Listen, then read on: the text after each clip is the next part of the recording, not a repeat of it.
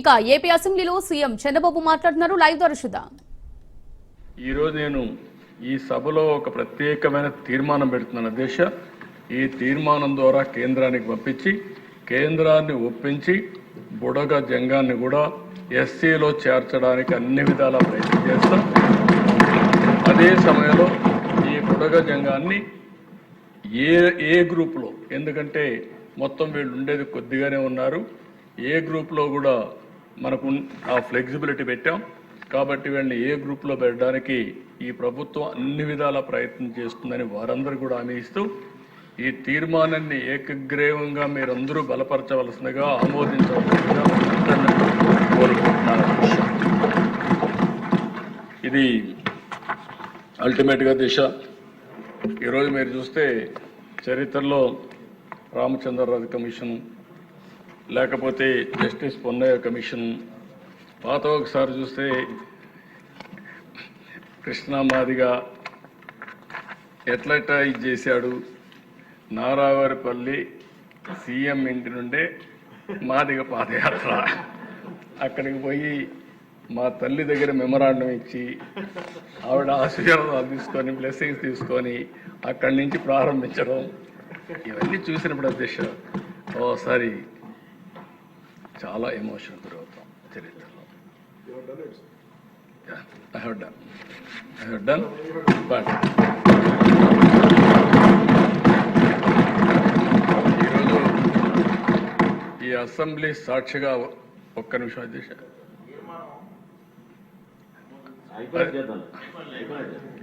ఈరోజు అధ్యక్ష ఓసారి కొన్ని అవకాశాలు వస్తూ ఉంటాయి. నాది కూడా ఒక సుదీర్ఘమైన రాజకీయ చరిత్ర, ముందుకు పోతున్నాం. ఎక్కడో పుట్టి ఒక మామూలు గ్రామంలో అందరి మాదిరిగానే మా ఊర్లో అయితే 20 ఇళ్ళు ఉండేటివి. మా ఊరికి రోడ్డు కూడా లేదు. అప్పట్లో నేనేం చేసేవాడిని అంటే, రెవల్యూషనరీగా రోడ్డు వేస్తే బస్సు వస్తుందంటే ఆ రోడ్డు వేయించడానికి ఇంటికి ఒక ఎడ్ల బండి కట్టి మట్టి తోలేవాళ్ళం. తోలి మళ్ళా వాళ్ళని బస్సు వేయించుకునేవాళ్ళం. అది ఒకటే బస్సు వచ్చేది. అది ఎప్పుడో తెల్లవారితో వచ్చి మళ్ళా సాయంత్రం వచ్చేది. అలాంటి ఊర్లో పుట్టి సరే విద్యార్థి దశ నుంచి ఫైట్ చేసి అక్కడి నుంచి ఎదిగి అంచెలంచెలుగా ఈరోజు కొన్ని నిర్ణయాలు తీసుకొని, ఒక పక్క నిన్నే బిల్ గేట్స్తో మాట్లాడితే ఒక వండర్ఫుల్ ఎక్స్పీరియన్స్. 30 సంవత్సరాల కంటే ముందే ఏం జరిగిందో ఆయన చెప్పినప్పుడు, గుర్తు చేసినప్పుడు ఒక సాటిస్ఫాక్షన్. ఇక్కడికి వచ్చినప్పుడు ఒక సామాజిక న్యాయానికి, వెనుకబడిన వర్గాల కోసం కానీ, షెడ్యూల్ కులాల కోసం కానీ, షెడ్యూల్ తెగల కోసం కానీ, మైనారిటీ వర్గాల కోసం ఎక్కడ పేదవాళ్ళు ఉంటే అక్కడ మనం ఉండాలనే ఉద్దేశంతో ఈ జర్నీ అంతా ప్రారంభించాం. సామాజిక న్యాయం చేశాం. ఈ నెలలోనే ఇవన్నీ కూడా అధ్యక్ష, నేను చెప్పినట్టన్నీ కూడా మీరు చూస్తే ఏ వ్యక్తికి కూడా మాకు అన్యాయం జరిగింది, జరుగుతూ ఉంది అని చెప్పడానికి వీలు లేకుండా చేయాలనేదే మా తపన. నా తపనకు సహకరించినటువంటి పవన్ కళ్యాణ్ గారికి, బీజేపీకి కూడా మనస్ఫూర్తిగా ధన్యవాదాలు తెలియజేస్తున్నాను. ఒకప్పుడు P3 పెట్టాం. P3 అనేది ప్రభుత్వం ప్రైవేట్ భాగస్వామ్యం, సంపద సృష్టించడం. ఈ సంపద వల్ల ఉపాధి, ఆదాయాన్ని పెంచి ప్రజలకు మెరుగైన వసతులు ఇవ్వడం. ఈరోజు అధ్యక్ష ఈ నెలలోనే ఇంకొక కార్యక్రమం ఇక్కడ వచ్చింది కాబట్టి చెప్తున్నాం. P4 తీసుకొస్తున్నాం. తెలుగు నూతన సంవత్సరం ఉగాది రోజున ప్రభుత్వం P4, ప్రభుత్వం ప్రైవేట్ ప్రజలు భాగస్వామ్యం. సమాజంలో మనకు 1,70,00,000 కుటుంబాలు ఉన్నాయి. నేను ఒక పిలిపించాను. హై నెట్వర్త్ ఇండివిజువల్స్, బాగా డబ్బులుండే టాప్ 10% ఫ్యామిలీస్, బాటమ్ 20% ఫ్యామిలీస్ని అడాప్ట్ చేసుకోమని, మెంటర్ చేయమని, వాళ్లకు సమాజం ఈ శక్తి ఇచ్చింది. ఈరోజు వాళ్ళు కూడా ఎక్కడి నుంచో రాలేదు. ఇప్పుడు నేను ఈ స్థాయికి వచ్చానంటే అంచెలంచెలుగా ఎవరిచ్చారు అధ్యక్ష నాకు ఈ అవకాశం? ఈ రాష్ట్రంలో ఉండే ప్రజలు ఇచ్చారు, సమాజం ఇచ్చింది. ఆ సమాజం ఇచ్చిన అవకాశాన్ని మళ్ళీ సమాజం కోసం హెచ్చించడం నా బాధ్యతగా ఆలోచించి అనునిత్యం నేను పనిచేస్తున్నాను అధ్యక్ష. అందుకే ఈ సందర్భంగా ఒక పిలిపిచ్చాను నేను. ఎవరైతే సమాజం వల్ల పైకొచ్చిన వ్యక్తులు, మనతో సమానంగా పుట్టిన వ్యక్తులు మన ఊర్లో ఇంకా పేదరికంలో ఉన్నారు, 3 పూట్ల తిండి లేని పరిస్థితిలో ఉన్నారు, సరైన నీళ్లు లేని పరిస్థితి, వాళ్ళు మనుషులే. కానీ మనకు అవకాశాలు వచ్చాయి, మనం చేయగలిగే వాళ్ళు చేయలేకపోతున్నారు. అందుకే నేను పిలిపిస్తున్నాను అధ్యక్ష, జీరో పావర్టీ. ఈ జీరో పావర్టీలో కూడా అధ్యక్ష పేదరికం ఎవరికి ఉంది అధ్యక్ష? ఈరోజు సమాజంలో మీరు ఒకసారి చూస్తే ఇదంతా కూడా జీరో పావర్టీ అనేది ఈ పేదవాళ్ళకే ఉంది. అందులో ఎక్కువ ఎవరున్నారు? ఎస్సీస్లో ఉన్నారు, బీసీస్లో ఉన్నారు, గిరిజనుల్లో ఉన్నారు, మైనారిటీస్లో ఉన్నారు, అగ్రవర్ణాల్లో కూడా ఉన్నారు. అందుకని అధ్యక్ష 20% ఫ్యామిలీస్ అంటే 30 లక్షల కుటుంబాలు ఉంటారు. P4 కింద అడాప్ట్ చేసుకుంటాం. గవర్నమెంట్ ఇవ్వాల్సింది ఫోకస్ చేస్తాం. టెక్నాలజీ మెచ్యూరిటీ వచ్చింది. మ్యాక్రో లెవెల్లో రాష్ట్ర స్థాయిలో ప్లానింగ్ చేయొచ్చు, క్షేత్రస్థాయిలో ప్రతి ఒక్క ఇంటిని ఫోకస్ చేయొచ్చు. అది వాళ్ళు అడాప్ట్ చేసుకున్న వ్యక్తులు కూడా పెట్టి మెంటరింగ్, వాళ్ళు చేయాల్సింది వాళ్ళకు ఆర్థిక సహాయం, టైమ్లీ హెల్ప్, ఒక short term, medium term, long term goals పెట్టుకొని వీళ్ళు కానీ మానిటర్ చేయగలిగితే ఇది అసాధ్యం కాదు. ఈరోజు ఒక విధంగా ఆలోచిస్తే ఒక ఇంపార్టెంట్ డే ఎందుకు అంటున్నానంటే, ఒక కేటగరైజేషన్ తీసుకొచ్చే సందర్భంగా పేదరికం లేని రాష్ట్రాన్ని చూడాలన్న ఆలోచన, జీరో పావర్టీనే కాకుండా ఆర్థిక అసమానతను తగ్గించాలి. కొంతమంది ఈరోజు దేశ సంపద వచ్చిన తర్వాత కోట్ల రూపాయలు వచ్చే పరిస్థితి వచ్చింది, కొంతమంది నిరుపేదలుగా ఉన్నారు. ఇది సమాజానికి మంచిది కాదు. నా జీవితంలో ఒకటి ఆలోచిస్తున్నా, జీరో పావర్టీ ఫేజ్ 1 తర్వాత ఆర్థిక అసమానతలు తగ్గించడానికి నా జీవితాంతం పనిచేస్తాను. మా పార్టీ కూడా పనిచేస్తుంది, ఎన్డీఏ కూడా పూర్తిగా ఆ దిశగా ముందుకు పోతామని మీ అందరికీ హామీ ఇస్తున్నా. ఆ దిశగా ముందుకు పోతాం. అదే సమయంలో అధ్యక్ష, ఈరోజు ఇక్కడికి వచ్చినప్పుడు కోస్తా జిల్లాలో తూర్పు కాపులకు కుల సర్టిఫికెట్ ఇవ్వడం లేదని చెప్పి ఇప్పుడే బుచ్చేశ్వర్ గారు రైజ్ చేశారు. తప్పకుండా దీన్ని కూడా తీసుకొని ఏ విధంగా వర్కౌట్ చేయాలో వర్కౌట్ చేస్తామని చెప్పి తెలియజేసుకుంటూ, ఎవ్వరికి కూడా అన్యాయం జరగకుండా అందరికీ న్యాయం జరిగేట్టుగా చేయడం మన బాధ్యత. అదే సమయంలో కొంతమంది కొన్నిసార్లు అపార్థం కూడా చేసుకునే పరిస్థితి ఉంటారు. తెలిసి కానీ తెలియకుండా కానీ ఎవ్వరికి ఈ ప్రభుత్వం ఇబ్బంది పెట్టదు. అదే సమయంలో సామాజిక న్యాయం చేయడానికి మాత్రం 100కి 100% కాదు, 1000% కమిటెడ్గా పనిచేస్తామని మరొకసారి తెలియజేసుకుంటూ, ఈరోజు ఈ అవకాశాన్ని ఇచ్చిన మీకు మిత్రులందరికీ కూడా మనస్ఫూర్తిగా అభినందిస్తూ, ప్రత్యేకంగా జనసేన అధినేత పవన్ కళ్యాణ్ గారికి, బీజేపీ నాయకులకి, ప్రధానమంత్రి గారికి అందరికీ ధన్యవాదాలు తెలియజేసుకుంటూ సెలవు తీసుకుంటాను.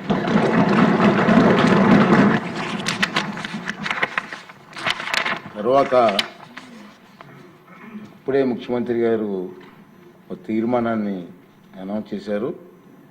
అది మీ అందరూ చూశారు. ఆంధ్రప్రదేశ్ షెడ్యూల్ కులాల జాబితాలో మరలా బుడగ జంగం కమ్యూనిటీని చేర్చవలసిందిగా కేంద్ర ప్రభుత్వాన్ని కోరుతూ ఒక తీర్మానం ప్రవేశపెట్టడం జరిగింది. మరి ఈ తీర్మానం మీద నా సభలో కూడా మాట్లాడాల్సిన అవసరం ఉంది కాబట్టి గౌరవ ముఖ్యమంత్రి గారు ప్రవేశపెట్టిన తీర్మానం సభా సమక్షంలో ఉంది.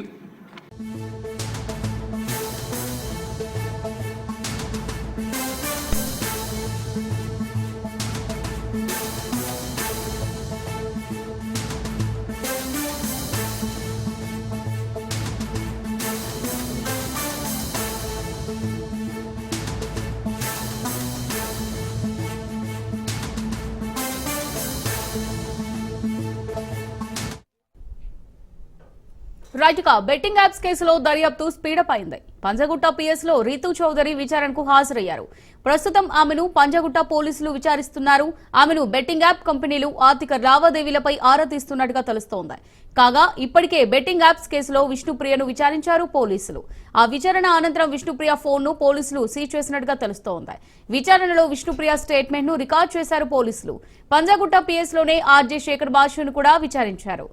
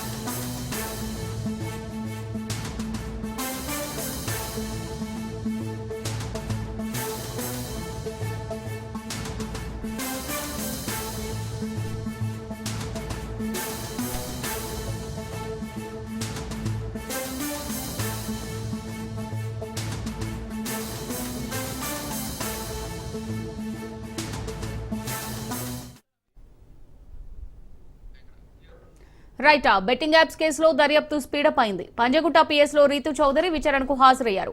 ప్రస్తుతం ఆమెను పంజగుట్ట పోలీసులు విచారిస్తున్నారు. ఆమెను బెట్టింగ్ యాప్ కంపెనీలు ఆర్థిక లావాదేవీలపై ఆరా తీస్తున్నట్టుగా తెలుస్తోంది. ఇక దీనికి సంబంధించి మరిన్ని డీటెయిల్స్ మా రిపోర్టర్ రత్నకుమార్ అందిస్తారు. రత్నకుమార్, మరి బెట్టింగ్ యాప్స్ కి సంబంధించి ఇదివరకే విష్ణుప్రియను అలాగే ఆర్జే శేఖర్ భాషను కూడా విచారించినట్టుగా తెలుస్తోంది. మరి మరికొంతమందిని విచారించే అవకాశాలు కూడా ఉన్నాయి. ప్రస్తుతం రీతూ చౌదరి విచారణకు సంబంధించి అప్డేట్స్ ఏంటి? రత్నకుమార్,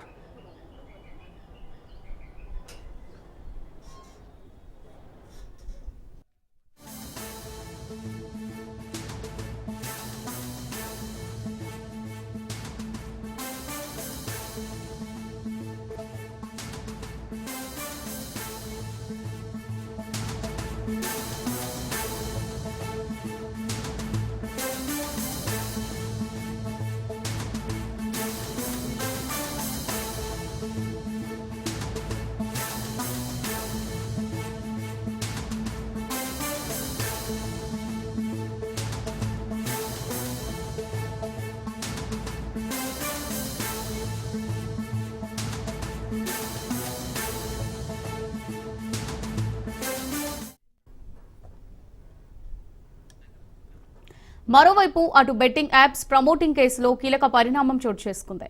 బెట్టింగ్ యాప్స్ ప్రమోటింగ్ చేసిన టాప్ సెలబ్రిటీలపై కేసు నమోదైంది. పలువురు సినీ ప్రముఖులపై మియాపూర్ పోలీసులు కేసు నమోదు చేశారు.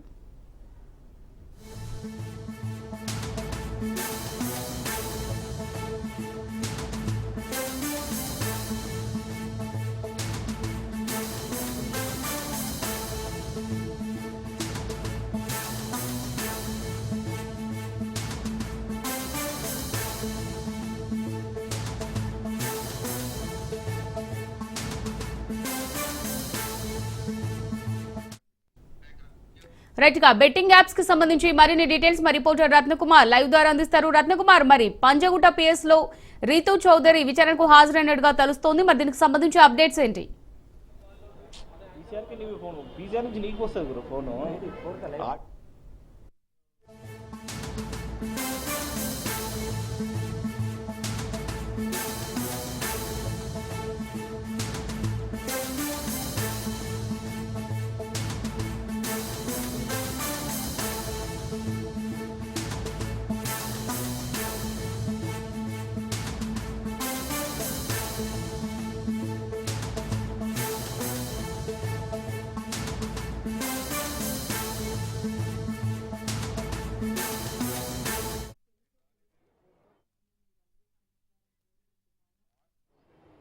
బెట్టింగ్ యాప్స్ ప్రమోషన్ కేసులో పోలీసులు దర్యాప్తును వేగవంతం చేశారు. ఇప్పటికే పంజగుట్ట పోలీసులు 11 మందికి నోటీసులు ఇవ్వగా మరోవైపు 11 మంది మీద కేసులు నమోదు చేసి ఇవాళ 6గురిని విచారణకు హాజరు కావాలంటూ కూడా నోటీసులు జారీ చేయడం జరిగింది. మరోవైపు మియాపూర్లోనూ పలువురు సెలబ్రిటీస్ ప్రముఖుల మీద కూడా ఇటు కేసులు నమోదు చేయడం జరిగింది. మొత్తం ఓవరాల్ గా ఇప్పటి వరకు 25 మంది మీద ఇటు యూట్యూబర్లు కావచ్చు, సోషల్ మీడియా ఇన్ఫ్లుయెన్సర్లు కావచ్చు, సెలబ్రిటీలు కావచ్చు, మొత్తం 25 మంది మీద పోలీసులు కేసు నమోదు చేయడం జరిగింది. అయితే ఇక పోలీసులు ఈ కేసుకు సంబంధించిన విచారణలో భాగంగా ఇప్పటికే 6గురు నోటీసులు ఇవ్వగా ఇందులో నుంచి అటు విష్ణుప్రియ భీమనేని అలాగే కొద్దిసేపటి క్రితమే రితు చౌదరి వీళ్ళిద్దరు కూడా విచారణకు హాజరవడం జరిగింది. ఇప్పటికే వీళ్ళిద్దరిలో విష్ణుప్రియ భీమనేని యొక్క విచారణను ఇప్పటికే పంజగుట్ట పోలీసులు పూర్తి చేశారు. నేను విచారణలో చాలా కీలకంగా తను ఎప్పటి నుంచి బెట్టింగ్లకు పాల్పడుతోంది, ఎంత సంపాదించింది, ఎక్కడి నుంచి లావాదేవీలు అనేవి ఎలా కంటిన్యూ చేసినటువంటి విషయాలన్నిటికి సంబంధించి కూడా ఆమె నుంచి స్టేట్మెంట్ ను రికార్డ్ చేయడం జరిగింది. అయితే పోలీసులు ఈ బెట్టింగ్ యాప్స్ ప్రమోషన్ కు సంబంధించి విష్ణుప్రియను ప్రశ్నించినప్పుడు తాను అనేక కీలక అంశాలను కూడా ఈ బెట్టింగ్ యాప్స్ ప్రమోషన్ కు సంబంధించి ప్రస్తావించడం జరిగింది.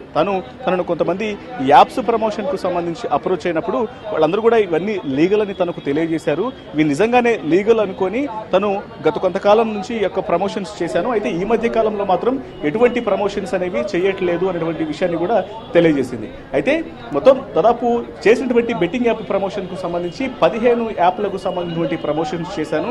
ఈ యాప్స్ ప్రమోషన్స్ లో తనకు ఒక్కొక్క యాప్ నుంచి 90,000, ₹1,00,000, 70,000, 60,000 ఇలా ఒక్కొక్క యాప్ కు సంబంధించినటువంటి నిర్వాహకులు ఒక్కొక్క విధంగా తనకు అమౌంట్లు పేమెంట్స్ అనేవి చేయడం జరిగింది. అయితే ఇది ఇల్లీగల్ అని తెలుసుకున్న తర్వాత తాను ఈ బెట్టింగ్ యాప్స్ కు సంబంధించినటువంటి ప్రమోషన్ ను ఆపివేశాను అన్నటువంటి విషయాన్ని పోలీసుల యొక్క విచారణలో విష్ణుప్రియ తెలియజేసినట్లు తెలుస్తుంది. ఇక అందులో భాగంగానే ఆమె వ్యక్తిగత లావాదేవీలు ఏవైతే బ్యాంకు స్టేట్మెంట్ ను కూడా పరిశీలించిన తర్వాత ఆమె వాడుతున్నటువంటి మొబైల్ ను ప్రజెంట్ పంజగుట్ట పోలీసులు సీజ్ చేయడం జరిగింది. ప్రస్తుతం ఇప్పటికీ స్టిల్ 2.5 గంటల పాటు విచారించిన అనంతరం ప్రజెంట్ ఇప్పటికీ స్టిల్ విష్ణుప్రియ భీమనేని ఇటు పంజగుట్ట పోలీస్ స్టేషన్ లోనే ఉన్నారు. అయితే మరికొద్దిసేపట్లోనే ఆమె బయటకు వచ్చేటువంటి అవకాశాలు ఉంటాయి. బయటకు వచ్చిన తర్వాత అసలు ఎందుకు ఈ రకంగా చేయాల్సి వచ్చింది, పోలీసుల విచారణలో ఏమేమి ప్రశ్నలు ఎదుర్కొన్నది ఆమె అఫీషియల్ గా మీడియాకు తెలియజేస్తుందా, లేదంటే అడ్వకేట్ తో కలిసి యొక్క విచారణకు వచ్చింది కాబట్టి మరి అడ్వకేట్ ఆమె తరపున మీడియాకు వివరాలను వెల్లడిస్తారనేది కూడా చూడాల్సినటువంటి అవసరం అయితే ఉంటుంది. ఒకవైపున విష్ణుప్రియ భీమనేని పంజగుట్ట పోలీస్ స్టేషన్ లో ఉండగానే మరొక ఇన్ఫ్లుయెన్సర్ రితు చౌదరి అనేటువంటి యువతి కూడా ప్రజెంట్ పోలీసుల విచారణకు పంజగుట్ట పోలీస్ స్టేషన్లకు కొద్దిసేపటి క్రితమే చేరుకుంది. అయితే రితు చౌదరి సోషల్ మీడియాలో ఇన్స్టా రీల్స్ చేయడానికి సంబంధించి కావచ్చు, లేకపోతే అనేక ఈవెంట్లలో టీవీ షోస్లలో మనకు తరచూ కనిపిస్తూ ఉంటుంది. ఒక సోషల్ మీడియా ఇన్ఫ్లుయెన్సర్ గా ఆమె దాదాపు 1 మిలియన్ కు పైగానే ఫాలోవర్స్ ను ఇన్స్టాగ్రామ్ లో కలిగి ఉంది. సో వీటన్నిటిని అంటే గ్లామరస్ రీల్స్ ద్వారా అనేక మంది అభిమానులను సంపాదించుకున్న తర్వాత అధిక అమౌంట్ ను ఆశించి ఈజీ వేగా బెట్టింగ్ యాప్స్ ను సెలెక్ట్ చేసుకుని ఆ తర్వాత ఆమె వీటన్నిటిని ప్రమోట్ చేయడం జరిగింది. అందులో ఎక్కువ మొత్తంలో సంపాదించినటువంటి విషయాలకు సంబంధించి రీసెంట్ గా ఆమె వీడియోలను పోలీసులు అబ్జర్వ్ చేసిన తర్వాత ఆమె మీద కేసు ఫైల్ చేశారు. ఆమెకు నోటీసులు ఇచ్చి విచారణకు రావాలని తెలియజేసినటువంటి పరిస్థితుల్లోనే కొద్దిసేపటి క్రితమే ఆమె పంజగుట్ట పోలీస్ స్టేషన్ కు విచారణకు చేరుకుంది. ఇక ప్రజెంట్ రితు చౌదరి యొక్క ఇటు బెట్టింగ్ యాప్స్ ప్రమోషన్ కేసులో రితు చౌదరిని ప్రజెంట్ పోలీసులు విచారిస్తూ ఉన్నారు. ఇదిలో ఉండగానే ఎప్పుడైతే తన మీద కేసు నమోదైనటువంటి విషయం తెలుసుకున్న తర్వాత రితు చౌదరి ఇన్స్టాగ్రామ్ వేదిక ఒక వీడియోను కూడా రిలీజ్ చేయడం జరిగింది. ఆ వీడియోలో చాలా స్పష్టంగా తెలియజేసింది తాను ఒక సంవత్సరం క్రితం వరకు మాత్రమే ఈ బెట్టింగ్ యాప్స్ ను అందరిలాగానే తాను తెలిసి తెలియక ప్రమోట్ చేశాను, దయచేసి వీటన్నిటిని క్షమించండి, ఇక మీదట నేను ఇటువంటి యాప్స్ ప్రమోషన్ చేయట్లేదు, గతంలో దాని ఎప్పుడో చేసినటువంటి యొక్క ప్రమోషన్ కు సంబంధించినటువంటి వీడియోలు అనేవి ఇప్పుడు వైరల్ అవుతున్నాయి. సో అంతేగాని తాను ఒక సంవత్సరం క్రితం నుంచి మాత్రం ఎటువంటి ప్రమోషన్స్ అనేవి బెట్టింగ్ కు సంబంధించినటువంటి ప్రమోషన్స్ అనేవి చేయట్లేదు అన్నటువంటి విషయాలన్నింటినీ కూడా మెన్షన్ చేస్తూ ఒక వీడియోను రిలీజ్ చేసింది. అయితే ప్రజెంట్ మాత్రం పోలీసులు చాలా స్పష్టంగా తెలియజేయడం జరిగింది, గతంలో చేసినా లేకపోతే రీసెంట్ గా చేసినా ఎప్పుడు చేసినా కూడా తప్పే కాబట్టి ఇప్పటి వరకు చేసినటువంటి ప్రమోషన్స్ కు సంబంధించి చాలా మంది అమాయకులు బలై ఉంటారు కాబట్టి వీటన్నిటికి సంబంధించి చట్టపరమైనటువంటి చర్యలకు వాటన్నిటిని ఎదుర్కోవాల్సినటువంటి అవసరం ఉందన్న నేపథ్యంలోనే. Right, thanks for the updates Ratnakumar.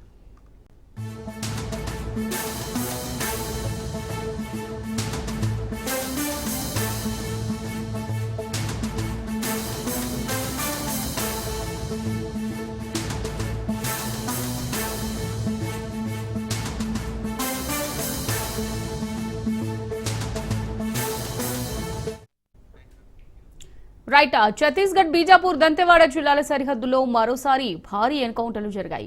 Bijapur Kanker జిల్లాలో జరిగిన 2 ఎన్కౌంటర్లలో 22 మంది నక్సల్స్ హతమయ్యారు. మావోయిస్టుల దాడిలో ఓ జవాను మృతి చెందినట్టుగా అధికారులు తెలిపారు. బీజాపూర్ దంతెవాడ జిల్లాల సరిహద్దు ప్రాంతంలో పెద్ద ఎత్తున మావోయిస్టులున్నారనే సమాచారంతో భద్రతా బలగాలు అడవిలో కూంబింగ్ చేపట్టాయి. ఈ క్రమంలో మావోయిస్టులు ఎదురుపడి కాల్పులు జరిపారు. దీంతో వారిపై భద్రతా బలగాలు ఎదురు కాల్పులు జరిపాయి. ఈ కాల్పుల్లో మావోయిస్టులకు భారీ నష్టం వాటిల్లినట్టు అధికారులు వెల్లడించారు.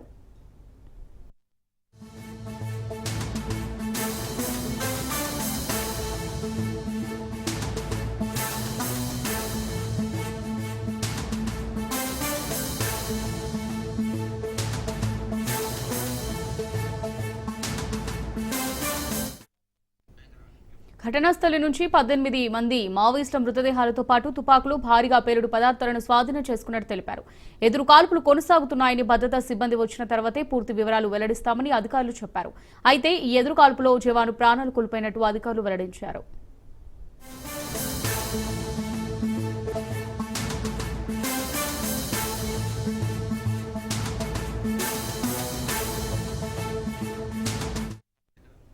ఇదే సమయంలో కాంకేర్ జిల్లాలోనూ మరో ఎన్కౌంటర్ చోటు చేసుకుంది. ఇక్కడ బీఎస్ఎఫ్, డీఆర్జీ బలగాలు సంయుక్తంగా జరిపిన కూంబింగ్ ఆపరేషన్లో 4 మావోయిస్టులను మట్టుపెట్టాయి. ప్రస్తుతం 2 జిల్లాల్లోనూ యాంటీ నక్సల్స్ ఆపరేషన్ కొనసాగుతుండటంతో మరణాల సంఖ్య పెరిగే అవకాశం ఉంది.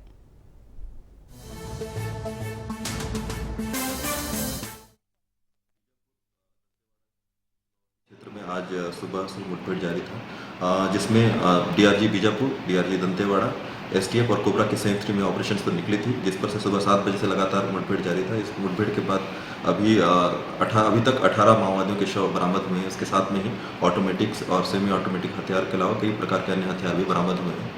मुठभेड़ के दौरान डीआरजी बीजापुर का एक जवान शहीद भी हो गया है। अभी लगातार मुठभेड़ जारी है और आगे उसके हिसाब से अपडेट होगी। बीजापुर दंतेवाड़ा के सीमावर्ती क्षेत्र में आज सुबह से मुठभेड़ जारी था, जिसमें DRG Bijapur, DRG Dantewada, STF और कोबरा की संयुक्त टीमें ऑपरेशन पर निकली थी, जिस पर से सुबह 7 बजे से लगातार मुठभेड़ जारी था। इस मुठभेड़ के बाद अभी तक 18 माओवादियों के शव बरामद हुए हैं। इसके साथ में ही ऑटोमेटिक्स और सेमी ऑटोमेटिक हथियार के अलावा कई प्रकार के अन्य हथियार भी बरामद हुए हैं। मुठभेड़ के दौरान डीआरजी बीजापुर का एक जवान शहीद भी हो गया है। अभी लगातार मुठभेड़ जारी है और రైట్ గా దీనికి సంబంధించి మరిన్ని డీటెయిల్స్ మా రిపోర్టర్ ఉపేందర్ అందిస్తారు. ఉపేందర్, మరి 2 జిల్లాల్లోనూ యాంటీ నక్సల్స్ ఆపరేషన్ కొనసాగుతున్నట్టుగా తెలుస్తోంది. మరి మరణాల సంఖ్య పెరిగే అవకాశం ఉందా?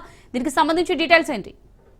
దేశంలోనే ఇప్పుడే అటు ఛత్తీస్గఢ్ దండకారణ్యంలో వరుస ఎన్కౌంటర్లతో కూడా దద్దరిల్లిపోతున్న పరిస్థితి కనిపిస్తుంది. ఇక 2 జిల్లాల్లో జరిగినటువంటి ఎన్కౌంటర్ లో దాదాపుగా 22 మంది నక్సలైట్లు అయితే చనిపోయారని చెప్పేసి ఇప్పటికే మనకు సమాచారం అవుతుంది. ఇక మృతుల సంఖ్య కూడా క్రమంగా పెరిగే అవకాశం ఉందనేది చెప్తున్నారు. ముందుగా ఇటు బీజాపూర్, దంతెవాడ జిల్లా సరిహద్దుగా ఉన్నటువంటి ప్రాంతాల్లో ఇటు నక్సల్స్, యాంటీ నక్సల్స్ జోన్ ప్రాంతాల్లోకి వెళుతున్న నేపథ్యంలో ఒకసారిగా తారసపడ్డటువంటి జవాన్లకు ఇటు మావోయిస్టులకు మధ్య అయితే ఎదురుకాల్పులు అయితే జరిగాయి. ఈ ఎదురుకాల్పులో దాదాపుగా ఏదైతే 18 మంది నక్సలైట్లు కూడా మృతి చెందినట్లు అయితే తెలుస్తుంది. అయితే ఇప్పుడు ఆ నక్సలైట్లు టీసీఓసీ ప్రచారం అని చెప్పేసి టెక్నికల్ కౌంటర్ అఫెన్సీ కంపెయిన్ సందర్భంగా కూడా వారంతా దండకార్యంలో తిరుగుతూ ఉంటారు. అటు ఎన్కౌంటర్ లో సైనికులు కూడా ఇటు వారిపై కూడా స్పై చేయి సాధిస్తూ ఉంటున్న నేపథ్యంలోనే ఈ ఆపరేషన్ అయితే కొనసాగుతుంది. అయితే ఇప్పటికే 18 మంది అటు నక్సలైట్లు కూడా మృతి చెందడం కూడా అటు బస్తర్ ఐజీ సుందరరాజు కూడా ఈ విషయాన్ని అయితే ఇప్పటికే వెల్లడించిన పరిస్థితి కనిపిస్తుంది. ఏదైతే ట్రాకింగ్ కౌంట్స్ ఎఫ్ఎన్సీ కంపెయిన్ వేసవిలో బస్తర్ నక్సలైట్ ప్రభావిత ప్రాంతాల్లో మావోయిస్టులు ఇట్లా ప్రచారాన్ని అయితే నిర్వహిస్తారు. ఈ మార్చి నుంచి ఏదైతే టీసీఓసీ ప్రచారం జరుగుతుంది. అయితే జూన్ వరకు కూడా ఈ ప్రచారం అయితే కొనసాగుతుంది. ఆ సమయంలో మావోయిస్టులు సంస్థలు భద్రతా బలగాలను హాని కలిగించాలనే ప్రయత్నంతో ఇటువంటి చర్యలకైతే పాల్పడతాయి. అయితే ముందుగానే గుర్తించినటువంటి భద్రతా బలగాలు వారిపై ఒకసారిగా విరుచుకుపడడంతో ఈ ఎన్కౌంటర్ అయితే కొనసాగుతుంది. అటు కాంకేర్ జిల్లాలో జరిగినటువంటి మరో ఎన్కౌంటర్, కాంకేర్ జిల్లా నారాయణపూర్ సమీపంలో జరిగినటువంటి ఎన్కౌంటర్ లో కూడా మరో 4 మావోయిస్టులు కూడా చనిపోయిన పరిస్థితి కనిపిస్తుంది. ఇక భద్రతా బలగాలకు సంబంధించినటువంటి ఒక జవాన్, ఏదైతే ఛత్తీస్గఢ్ కి సంబంధించినటువంటి డిఆర్జీ బృందానికి సంబంధించినటువంటి జవాన్ ఓం రాజు కూడా చనిపోయినట్టుగా కూడా ఇప్పటికే భద్రతా బలగాలు ధృవీకరిస్తున్న పరిస్థితి కనిపిస్తుంది. ప్రస్తుతం ఆ ప్రాంతాల్లో కొంత కూంబింగ్ కూడా నిర్వహిస్తున్నారు. ఆ ప్రాంతంలో ఏదైతే ఎన్కౌంటర్ జరిగిన ప్రాంతంలో ఇప్పటికే ఆ భద్రతా బలగాలకు సంబంధించినటువంటి పూర్తి వారి అధీనంలో తీసుకునే పరిస్థితుల్లో అక్కడ ఏదైతే మావోయిస్టులకు సంబంధించినటువంటి ఆయుధాలు, మందుగుండు సామగ్రి, అత్యాధునిక ఆయుధాలు కూడా వారు ఇప్పటికే స్వాధీనం చేసుకుంటున్న పరిస్థితి కనిపిస్తుంది. ఇక ఈ ఎన్కౌంటర్ పై అటు కేంద్ర హోంమంత్రి అమిత్ షా కూడా తన ట్వీట్ లో కూడా తన స్పందనను అయితే తెలియజేసిన పరిస్థితి కనిపిస్తుంది. ఇక ఏదైతే ఛత్తీస్గఢ్ ని మావోయిస్ట్ రైతు రాష్ట్రంగా తీర్చిదిద్దడం, అదే దేశాన్ని కూడా మావోయిస్ట్ రైతు తీర్చిదిద్దడం కోసం అయితే అటు భద్రతా బలగాలు ముందడుగు సాధించాయని చెప్పేసి ఆయన అభినందన కూడా వెల్లడించిన పరిస్థితి కనిపిస్తుంది. 2026 మార్చి 21 వరకు అయితే పూర్తిగా యాంటీ నక్సల్ రైత రాష్ట్రంగా దేశంగా కూడా తీర్చిదిద్దేందుకు ప్రయత్నం చేస్తున్నారని చెప్తున్నారు. ఇప్పటికే అటు ఏదైతే ఛత్తీస్గఢ్ హోంమంత్రి విజయ్ శర్మ కూడా ప్రత్యేకం తొందరలోనే అటు ఛత్తీస్గఢ్ టీ అయ్యే ఆ దండకారణ్యంలో టీ తాగే రోజులు త్వరలోనే వస్తాయి, ఎక్కడ కూడా యాంటీ నక్సల్స్ ఉండరు అని చెప్పేసి ఆయన కూడా ఒక ట్వీట్ కూడా చేసిన పరిస్థితి కనిపిస్తుంది. ప్రస్తుతం మాత్రం దండకారణ్యంలో మాత్రం సెర్చింగ్ ఆపరేషన్ కొనసాగుతుంది. ప్రస్తుతం మాత్రం 22 మంది మావోయిస్టులు చనిపోగా ఒక జవాన్ మృతి చెందినట్టు తెలుస్తుంది. ఇక మృతుల సంఖ్య కూడా క్రమంగా పెరిగే అవకాశాలు ఉన్న నేపథ్యంలో ఆ ప్రాంతాన్ని తమ ఆధీనంలో చేసుకునేందుకైతే మా భద్రతా బలగాలు అయితే చర్యలు తీసుకుంటున్న పరిస్థితి ప్రధానంగా కనిపిస్తుంది. Amulya. Right, thanks for the updates Upender.